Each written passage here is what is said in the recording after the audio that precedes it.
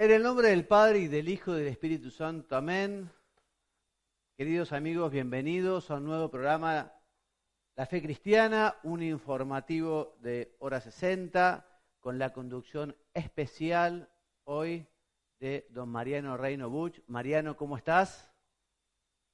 Muy bien.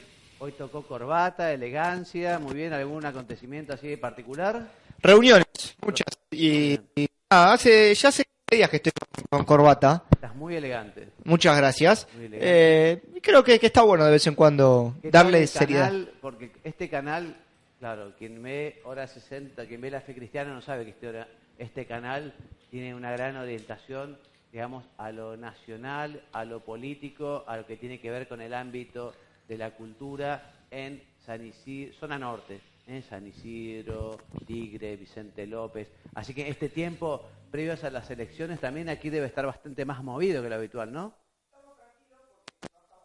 Con el programa puntualmente. Manuel, los martes a las 5 de la tarde. Tierra, techo, trabajo. Bien ahí, conducido por... Ariel Andrada. Bien, temas importantes, tierra, trabajo.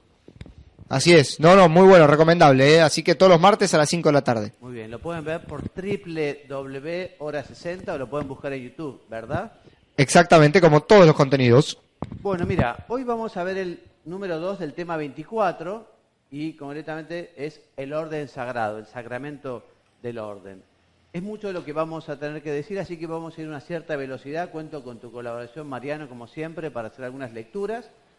Y comenzamos diciendo que, digamos, el sacerdocio que hoy vemos en la Iglesia Católica, de alguna manera, tiene sus orígenes, ¿no?, en el Antiguo Testamento.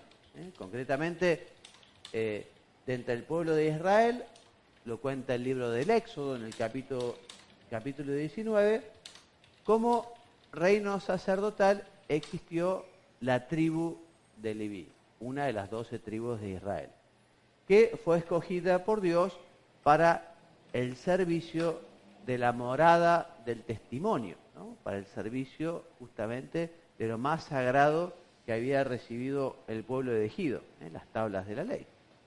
A su vez, entre los levitas se consagraban sacerdotes de la antigua alianza, con un rito que se ungía a la persona y se le confería una función en favor de los hombres en lo que se refiere para ofrecer dones y sacrificios por los pecados. O sea, el sacerdocio siempre fue un mediador entre Dios y los hombres. Presenta las ofrendas y los sacrificios a Dios, recibe de Dios también los dones que transmite al pueblo. Entonces, como elemento de la ley mosaica, este sacerdocio es una introducción, dice el libro de los Hebreos, dice San Pablo, una introducción a una esperanza mejor aún más allá, a lo que viene, ¿no? Es una sombra de los bienes futuros, más de por sí no puede nunca, mediante esos mismos sacrificios que se ofrecen sin cesar año tras año, dar la perfección a los que se acercan, ¿no? Porque efectivamente todo es un prolegómeno al Nuevo Testamento, al nuevo sacerdocio que nos dará Jesucristo. Repetimos entonces, el sacerdocio levítico prefiguró, es figura previa, de algún modo, en el pueblo elegido, esa plena realización del sacerdocio en Jesucristo, que no está ligado ni a genealogía, ni a los sacrificios del templo, ni a la ley, sino solo a Dios mismo. Este sacerdocio, que Jesús mismo presenta en términos de consagración y misión, tiene un valor universal, ya que no existe una acción salvífica de Dios fuera de la única mediación de Cristo. Una acción salvífica de Dios. Recordemos justamente que Jesucristo toma sobre sus hombros los pecados de los hombres, los lleva en la cruz, muere en la cruz, nos salva, y de alguna manera el nuevo sacerdocio justamente lo que hace es llevar esa salvación de Cristo, que continúa en el tiempo y hasta el final de los tiempos, a los hombres. Entonces, punto 2, el sacerdocio en los apóstoles y lo que llamamos la sucesión apostólica. Ustedes recordarán seguramente que en la última cena, cuando Jesús nos deja la Eucaristía, también Él manifiesta la voluntad de hacer partícipes a los apóstoles de su propio sacerdocio. Y les dijo, como tú me has enviado al mundo, yo también los he enviado al mundo. Y por ellos me santifico a mí mismo para que ellos también sean santificados en la verdad, dice el Señor. Y esta participación se hace en realidad en distintos momentos a lo largo del ministerio de Jesucristo. Por eso pueden considerarse pasos sucesivos de Jesús que van conduciendo a la institución del orden sagrado. Por ejemplo, algunos pasos. El primero de todos, obviamente, es cuando Jesús llama a los apóstoles, ¿no? Y los constituye como un colegio, el colegio de los 12 apóstoles. Luego, cuando les instruye y los envía a predicar, de 2 en 2, cuando los forma y los envía a ser portadores del Evangelio, a ser evangelizadores. También cuando les confiere el poder de perdonar los pecados. Aquello que atares en la tierra será atado en el cielo, aquello que desatares en la tierra será desatado en el cielo. También cuando les confía la misión universal, capítulo 28 de San Mateo, cuando sube a los cielos, la ascensión, ir por todo el mundo y predicar el Evangelio y bautizar a todos en nombre del Padre y del Hijo y del Espíritu Santo. Y especialmente en ocasión que les ordena celebrar la Eucaristía. Haced esto en conmemoración mía, en la última cena, para que perpetúen este sacrificio de la cruz que fue adelantado sacramentalmente en la última cena. De modo que en la misión apostólica fueron confirmados plenamente luego en Pentecostés, cuando vino el Espíritu Santo y aquellos que habían tenido miedo, aquellos que se habían ocultado, aquellos que habían escapado, ahora no tienen miedo a nada ni a nadie, sino que comienzan a predicar, comienzan a celebrar, y así comienzan a llevar justamente ese mandato de Cristo, comienzan a realizar llevar el Evangelio a los demás. Muy bien. Léeme este texto, por favor. Mariano dice, durante su vida no solo tuvieron diversos colaboradores en el ministerio, sino que a fin de que la misión a ellos confiada se continuase después de su muerte, los apóstoles, a modo de testamento, confiaron a sus cooperadores inmediatos el encargo de acabar y consolidar la obra por ellos comenzada, y les dieron la orden de que, a su vez, otros hombres probados, al morir ellos, se hiciesen cargo del ministerio. Esto es la sucesión apostólica. Cristo le da a los apóstoles, y los apóstoles a sus sucesores, a sus colaboradores, para que continuaran con esta misión. La sucesión apostólica, o sea, todo obispo, para hacerlo, tiene que estar de alguna manera unido a Jesucristo, o sea, a los apóstoles y a Jesucristo, ¿no? Una cadena ininterrumpida. De hecho, los luteranos, por ejemplo, han perdido esa sucesión apostólica, también también los anglicanos y también algunos evangélicos. Entonces, nos dice el Concilio Vaticano II en la Lumen Gentium, capítulo 20, así como los obispos, junto con los presbíteros y diáconos, recibieron el ministerio de la comunidad para presidir sobre la grey en nombre de Dios como pastores, como maestros de doctrina, sacerdotes del culto sagrado, ministros dotados de autoridad. Bueno, vamos a hablar un poco de la liturgia de la ordenación, cómo se realiza el rito de la ordenación sacerdotal. Vos sabés, Mariano, que yo recibí el sacramento del orden de manos del Papa San Juan Pablo II, y eso lo llevo, digamos, como un regalo de Dios extraordinario, ¿no? Haber recibido del Papa San Juan Pablo el sacramento es algo que, en fin, por eso también le tengo... ¿Fue en Roma? Una gran devoción, y le pido, cada vez que alguien se va a Roma, le digo, por favor, anda a la tumba de San Juan Pablo y rezá por mí. ¿En Roma fue? En Roma, sí, en Roma, en San Pedro, ¿no? Impresionante. Impresionante, sí. Bueno, ¿y cómo es entonces la liturgia de este rito de ordenación? Bueno, entonces en el Nuevo Testamento el ministerio apostólico es transmitido, lo hemos dicho, o lo decimos ahora, a través de la imposición de las manos. Imponer las manos quiere decir poner las manos sobre el que se va a ordenar en este caso. También hay imposición de las manos en el sacramento de la confirmación, ¿no? Entonces, imposición de las manos y una oración. Esto lo encontramos en los textos, por ejemplo, del capítulo 6 de los Apóstoles, en la primera carta de Timoteo, capítulo 4, en la segunda carta de Timoteo, capítulo 1, en fin. Y esta praxis, esta práctica, presente en los ritos de ordenación más antiguos, con los recogidos en dos documentos también muy antiguos, que son la Traditio Apostólica y la Statuta Ecclesiae Antiqua. Este es el núcleo esencial del rito, y es lo que se llama el signo. Este signo sacramental luego fue o se ha ido enriqueciendo a lo largo de los siglos con otros ritos complementarios que pueden diferir según las diversas tradiciones litúrgicas. Pero lo esencial es lo que dijimos recién, la imposición de las manos y una oración de consagración. Mariano, por favor, léeme el número 1574 del Catecismo, que comienza en esta placa y sigue en la siguiente. En el rito latino, los ritos iniciales, la presentación y elección del ordenado, la alocución del obispo, el interrogatorio del ordenado, las letanías de los santos ponen de relieve que la elección del candidato se hace conforme al uso de la Iglesia y preparan el acto solemne de la consagración.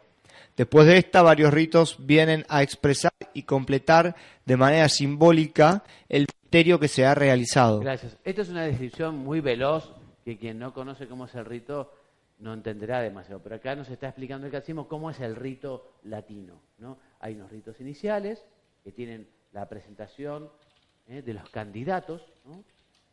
La elección del ordenado, la locución, digamos, del obispo, lo que el obispo nos dice. Se le pregunta a los que se van a ordenar, ¿no? Se les preguntan unas cuantas cosas, también se comprometen.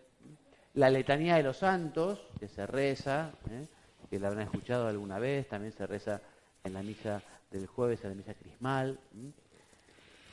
Todo esto sirve justamente para expresar y completar de manera simbólica el ministerio que se ha realizado. Tiene distintas particularidades si la ordenación es a un obispo, a un presbítero o a un diácono. Entonces, para el obispo, la unción con el santo crisma, signo de la unción especial del Espíritu Santo que hace fecundo el misterio, y también al obispo se le entrega el libro de los Evangelios, un anillo, la mitra, esta es la mitra, ¿no? El báculo que es una especie de bastón, como era el buen pastor, ¿no? En señal de su misión apostólica, de anuncio de la palabra de Dios y de su fidelidad a la Iglesia esposa de Cristo. También, ¿qué se le entrega al presbítero? Al presbítero se entrega la patena, que es donde va la hostia grande durante la misa, la hostia que se consagra, ¿no? La patena que es como un platito metálico, habitualmente dorado. La patena, el cáliz, el copón que lleva las formas y el cáliz que lleva el vino. La ofrenda del pueblo santo, que es llamado a presentar a Dios la entrega del libro de los Evangelios. Preguntas. ¿Cómo es el tema de la indumentaria? O sea, eso es libre, hay que respetar por ahí algunos colores y demás, porque me ha pasado de ver por ahí celebraciones de distintos obispos, de distintas diócesis, que representaban obviamente el color, pero por ahí tenía otros adornos o cosas personales. ¿Está permitido eso? ¿No hay algo establecido? Mira, hay unos colores, como vos decís, que efectivamente conviene respetar, que según la misa que se celebre o el tiempo litúrgico son determinados colores. El violeta para la Cuaresma o para el Adviento, ¿no? En tiempo ordinario es verde, cuando es de la Virgen María es blanco, cuando es de difuntos es violeta o negro. Bueno, eso conviene, ¿no? Según lo que es la misa. Pero efectivamente hay una gran libertad. Después no hay un modelo. En general, lo que se necesita es que haya un alba, cíngulo y una casulla. En los lugares donde hace mucho calor, yo vivo en Paraguay, por ejemplo, solo alba y una estola más grande, pero no se usa casulla por el calor que hace, ¿no? O sea que, digamos, Hay unas normas fundamentales, pero que son un poco flexibles, unas normas generales, ¿no? Pero son flexibles y se adaptan un poco al lugar. Bien, y respecto al diácono, que acaba de recibir la misión de anunciar a Cristo el Evangelio, ¿no? Se le entrega también la entrega de los libros. Bueno, respecto de la naturaleza y el efecto, o los efectos, ¿no? Del orden recibido. Entonces, primero decimos que mediante el sacramento del orden se confiere una particular participación en el sacerdocio de Cristo, según la modalidad transmitida, sea obispo, presbítero o diácono. Este sacerdocio ministerial se distingue del sacerdocio común. Todos los bautizados tienen el sacerdocio común. Todos somos un pueblo sacerdotal, todos los bautizados tienen un sacerdocio común que es distinto esencialmente del sacerdocio ministerial de todos los fieles. Entonces, ambos sacerdocios, el ministerial y el sacerdocio común, se ordenan el uno al otro están ordenados porque de hecho el sacerdocio ministerial está para el servicio y la ayuda del sacerdocio común, ¿no? Pero también hay una diferencia esencial, no solo de grado, lo decíamos. Entonces, es propio y específico del sacerdocio ministerial ser una representación sacramental de Cristo cabeza y pastor, lo que le permite ejercer la autoridad de Cristo en la función pastoral, de predicación y de gobierno, y obrar in persona Christi, o sea, representando a Cristo, en el ejercicio del ministerio, sobre todo en la Santa Misa, sobre todo en la confesión. Allí, más que nunca, el sacerdote está haciendo Cristo. Esto es mi cuerpo, dice Cristo. Yo te absuelvo de tus pecados, dice Cristo. Entonces, la representatio Christi capitis, o sea, el ser Cristo cabeza, esa representación de Cristo cabeza, subsiste siempre en el ministro cuya alma ha sido sellada con el carácter sacramental. Él tiene un carácter indeleble, al igual que el bautismo, al igual que la confirmación, no se borra ni en esta tierra ni en la próxima. Por eso decimos que el carácter es, pues, el efecto principal del sacramento. Y siendo realidad permanente, hace que el orden no pueda ser repetido, al igual que la confirmación, al igual que el bautismo, no pueda ser eliminado, ni conferido por un tiempo limitado, es para siempre. Mariano, sé bueno, léeme entonces el número 1583 del Catecismo de la Iglesia Católica. Un sujeto válidamente ordenado puede ciertamente, por causas graves, ser liberado de las obligaciones y las funciones vinculadas a la ordenación, o se le puede impedir ejercerlas, pero no puede convertirse de nuevo en laico en sentido estricto. Sí. Antes se hablaba de reducción al estado laical, una terminología absoluta, cuando se deja de tener las obligaciones o las responsabilidades sacerdotales, ¿no? Ya no se lo llama así, sino que se lo llama, tengo que acordarme, en fin. Pero acaba, mientras me viene la memoria, digo dos cosas importantes. Ya ustedes conozcan alguno que fue sacerdote antes, ¿no? O sea, ¿cómo se puede perder, digamos, las obligaciones? O sea, se libera de las obligaciones sacerdotales, ¿no? Entonces, se puede perder por una elección del candidato o puede ser una sanción penal. O sea, por ejemplo, hoy, en el caso de abusos, ¿no? Una de las sanciones es la expulsión del estado clerical. Expulsión. O sea, hay un proceso breve, expulsión.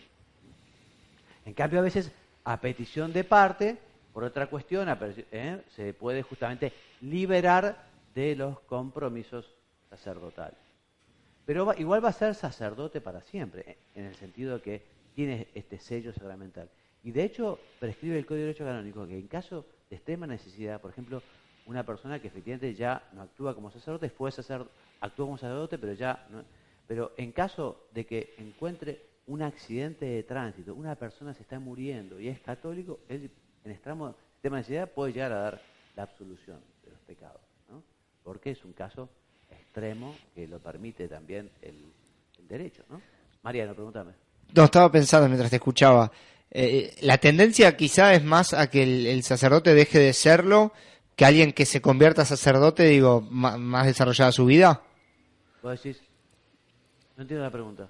Digo, pienso mientras te escuchaba, Sí. de aquella persona que deja de ser Sí, sacerdote, sí, sí. digo, pasa más eso que hay gente que por ahí desarrolla toda su vida y en algún momento dice, bueno, ahora quiero ser sacerdote, porque recuerdo haber leído casos e historias de gente que de determinada edad o enviudaba o pasaba algo y se abocaba directamente a cumplir con el sacerdocio. Sí, conmigo se ordenó en San Pedro, como te contaba, un viudo norteamericano. Ya sus hijos estaban grandes, se había preparado y se ordenaba sacerdote. No es muy frecuente, pero sí sucede. Qué acto, No es muy ¿no? frecuente. No, pero digo, lo pensaba mientras te escuchaba, que por ahí está bueno también marcarlo, porque muchas veces nos quedamos con la parte de por ahí el sacerdote que deja de serlo, Claro. y hay historias de gente que son igual de, por ahí de interesantes o mucho más apasionantes, que le pasa una desgracia o algo y ahí va directamente a una conversión, pero bueno, lo reflexionaba en voz alta. Sí, sí, totalmente.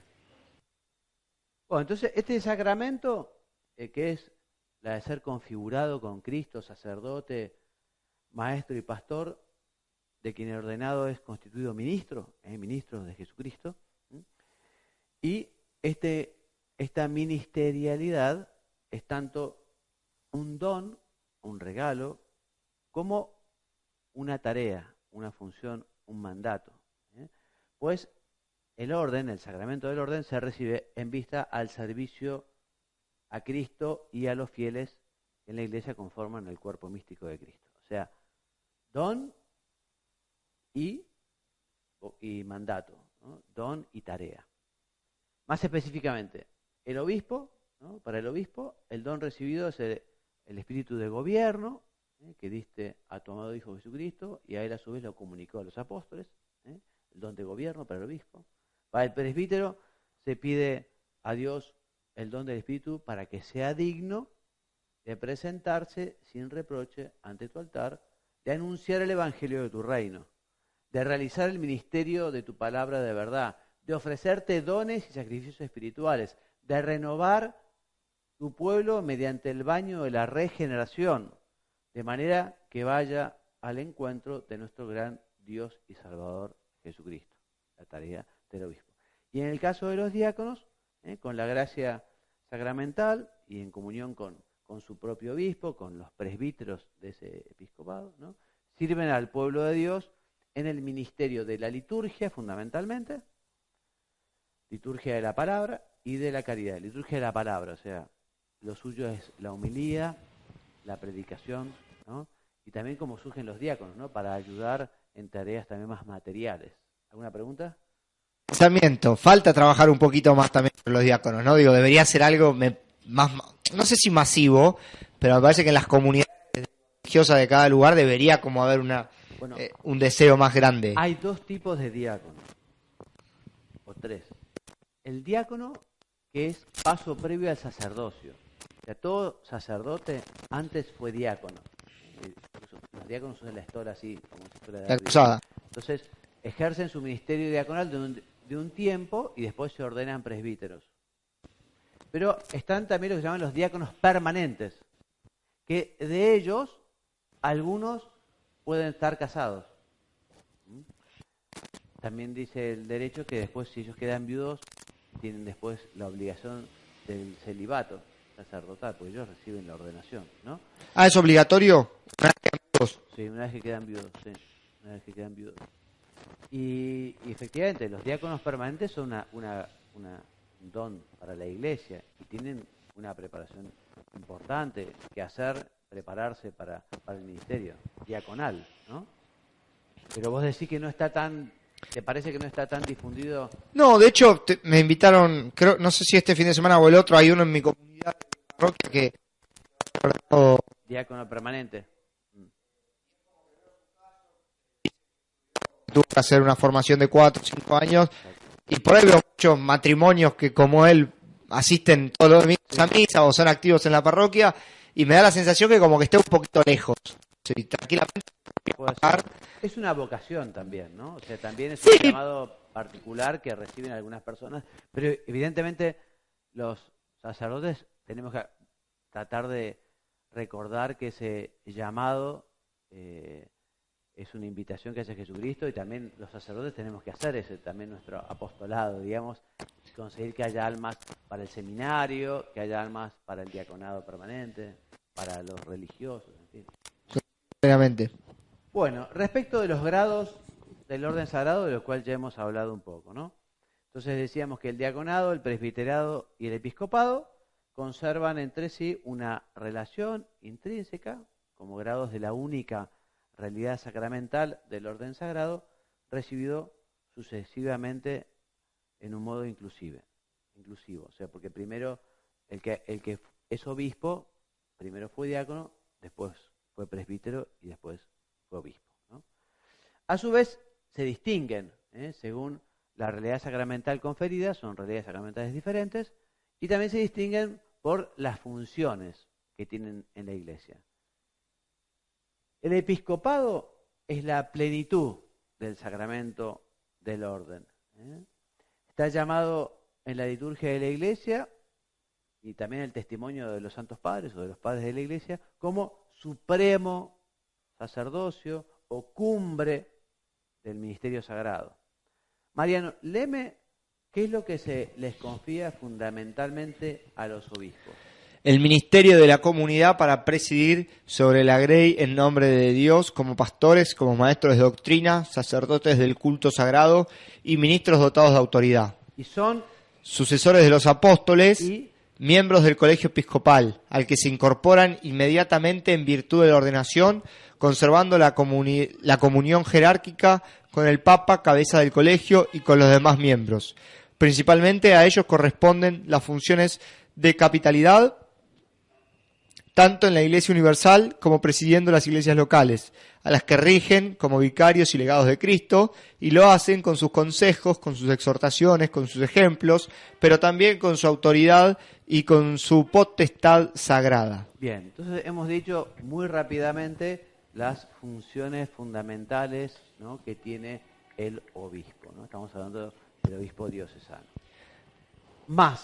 Decimos más, de entre los oficios episcopales se destaca la predicación evangélica, porque los obispos son pregoneros de la fe que ganan nuevos discípulos de Cristo y son maestros auténticos, es decir, herederos de la autoridad de Cristo, que predican al pueblo, que les ha sido encomendado la fe, que ha de creerse y aplicarse en la vida.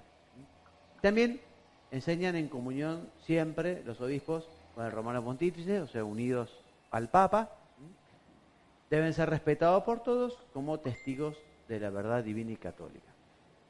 Finalmente, como administradores de la gracia, los obispos estamos hablando, ellos moderan con su autoridad la distribución sana y fructuosa de los sacramentos en cada parroquia. También regulan la administración del bautismo, por medio del cual se concede la participación en el sacerdocio de Cristo.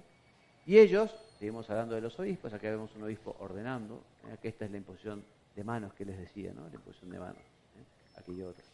Ellos, los obispos, los ministros originarios de la confirmación, dispensadores de las sagradas órdenes, aquí, moderadores de la disciplina penitencial, y ellos solicitamente exhortan e instruyen a su pueblo a que participe con fe y reverencia en la liturgia y sobre todo en el santo sacrificio de la misa. Bueno, hemos dicho unas cuantas cosas del obispado, del episcopado, de los obispos. Respecto del presbiterado, los sacerdotes o los curas, ¿no? Entonces, el presbiterado obviamente ha sido instituido por Jesucristo, por nuestro Señor, para que sus ministros tuvieran el poder sagrado del orden para ofrecer sacrificios, sobre todo el sacrificio de la misa, perdonar los pecados y desempeñaran públicamente en nombre de Cristo esa función sacerdotal en favor de los hombres. Por eso, a los presbíteros se les ha confiado la función ministerial en grado subordinado con el fin de que, constituidos en el orden del presbiterado, fueran cooperadores del orden episcopal, del obispo. El presbítero siempre está encargado de una diócesis o alguna institución que tiene a un obispo como cabeza o a alguien asimilado o con potestad episcopal, ¿no?, para el recto cumplimiento de la misión apostólica. Léeme, estamos hablando acá, Mariano, de los presbíteros.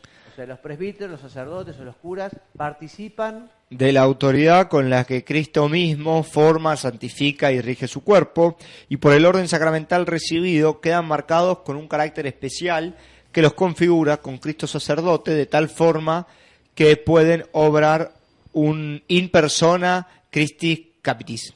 sí, en la persona de Cristo cabeza. ¿Sí? Actúan como eso. Ellos forman, junto con su obispo, un presbiterado dedicado a diversas ocupaciones y desempeñan su misión en contacto inmediatamente con los hombres. Inmediato.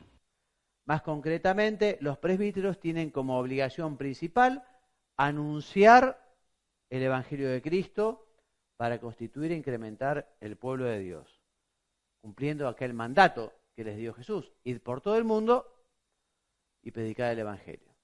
Esta función está centrada en el culto eucarístico o comunión, que es lo más sagrado, lo más importante que tiene la Iglesia, que tiene cada diócesis, que lo más sagrado, lo más importante que puede hacer un sacerdote, ¿no? Todo lo que tiene que ver con el culto eucarístico, la celebración de la misa, la comunión, en el cual in persona Christi agentes, o sea, obra en la persona de Cristo, proclama su misterio, juntan con el sacrificio de su cabeza de Cristo las oraciones de los fieles, representando y aplicando en el sacrificio de la misa hasta la venida del Señor el único sacrificio del Nuevo Testamento, a saber, el sacrificio de Cristo. Renuevan, hacen presente el sacrificio de Cristo, que es la misa, que se ofrece a sí mismo al Padre como hostia inmaculada.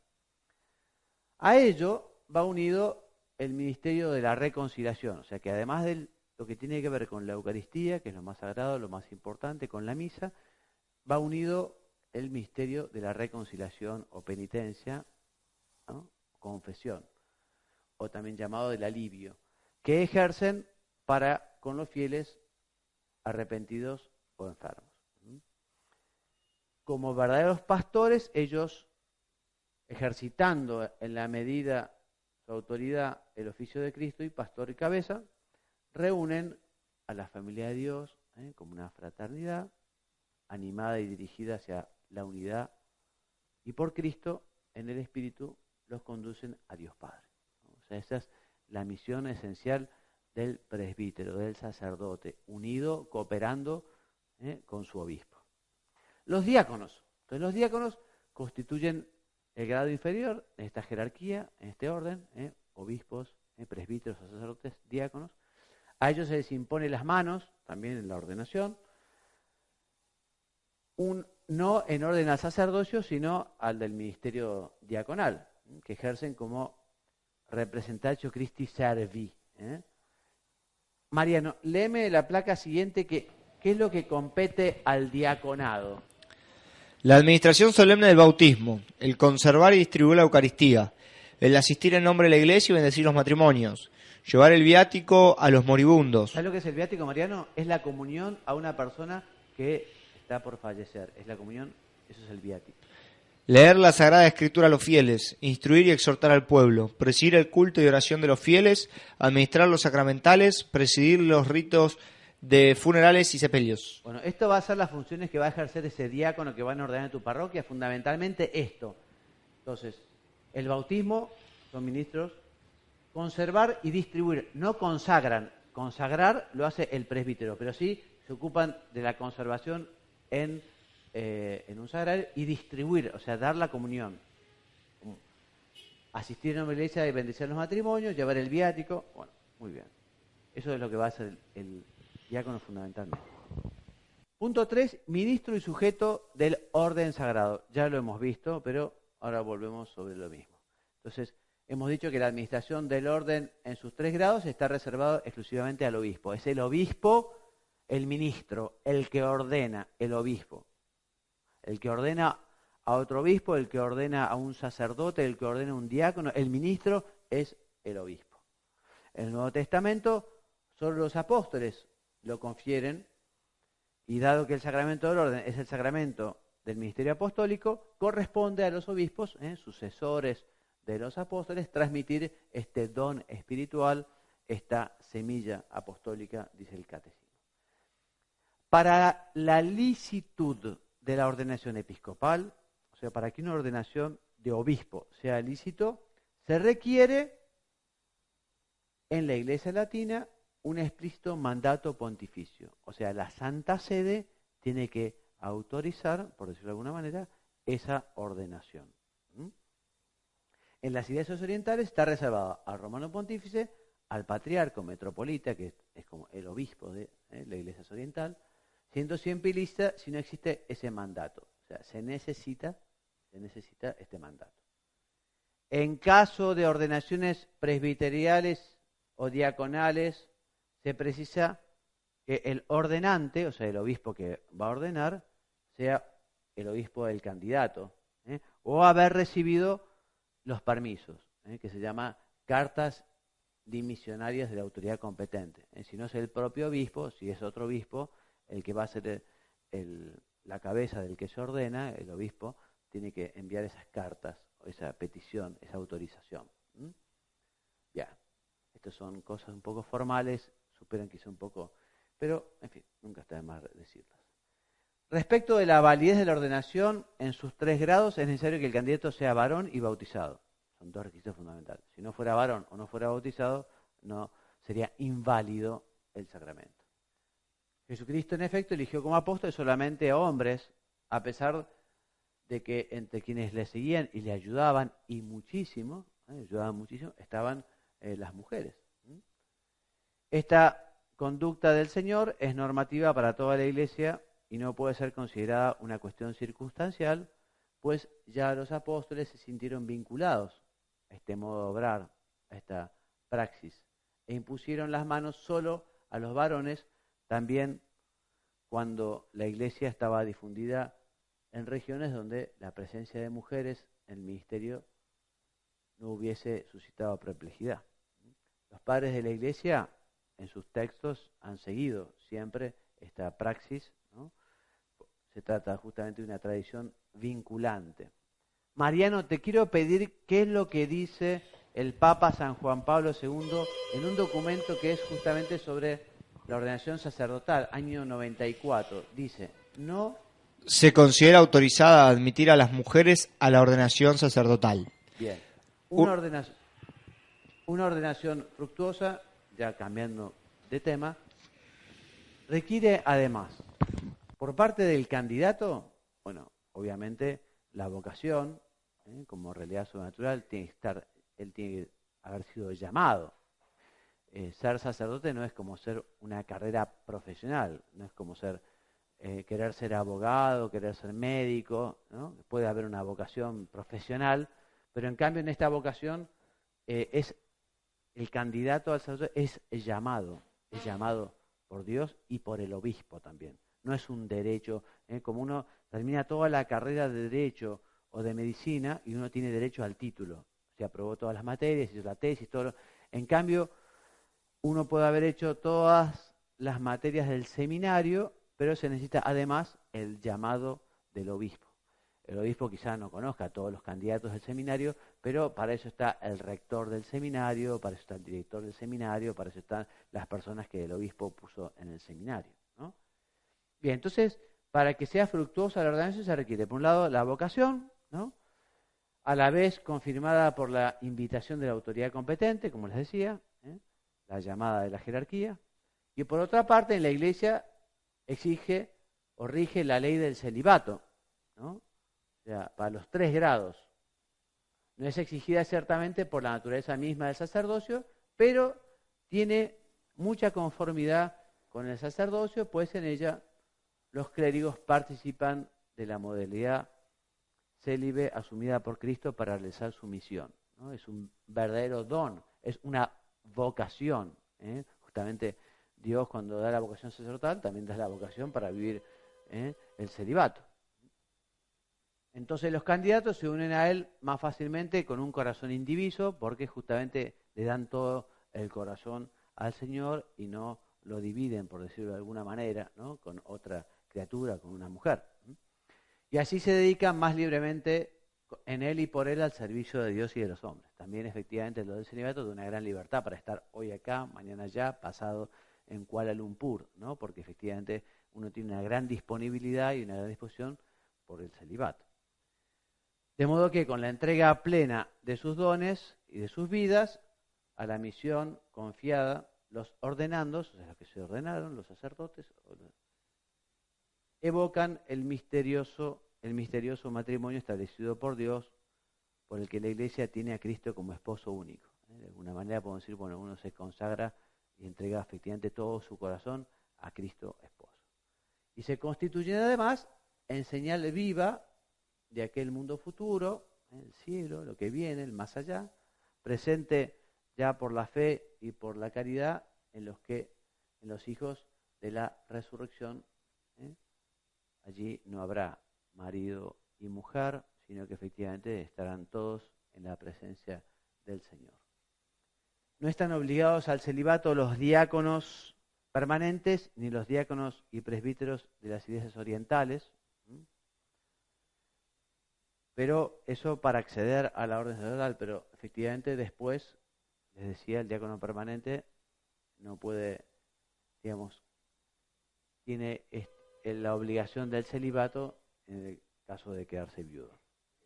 Finalmente, para ser ordenado se requieren determinadas disposiciones internas, externas, la edad, la ciencia, el conocimiento, ¿no? El cumplimiento también de los requisitos previos a la ordenación y la ausencia de impedimentos o irregularidades. Por último, en los candidatos a la orden episcopal rigen también condiciones particulares que aseguran su idoneidad y que están en el canon 385 del Código de Derecho Canónico que ustedes podrán ver. Muy bien, hemos conseguido ir a gran velocidad, perdonen ustedes por la rapidez con que hemos ido, pero si quieren profundizar, como siempre, encontrarán los textos del Catecismo, número 1533 a 1600, y después, como lecturas recomendadas, la Lumen Gentium, número 1929, el decreto Presbyterorum Ordinis, que es precioso, es un decreto del Concilio Vaticano II, y también la homilía, que es muy linda, de San José María, escriba de Balaguer, que se llama Sacerdotes para la Eternidad en la Iglesia. Bueno, hasta aquí nuestro programa de hoy. Nos despedimos hasta la semana que viene. Si Dios quiere, me despido enviándoles la bendición. Que Dios los bendiga y los haga muy santos. Amén.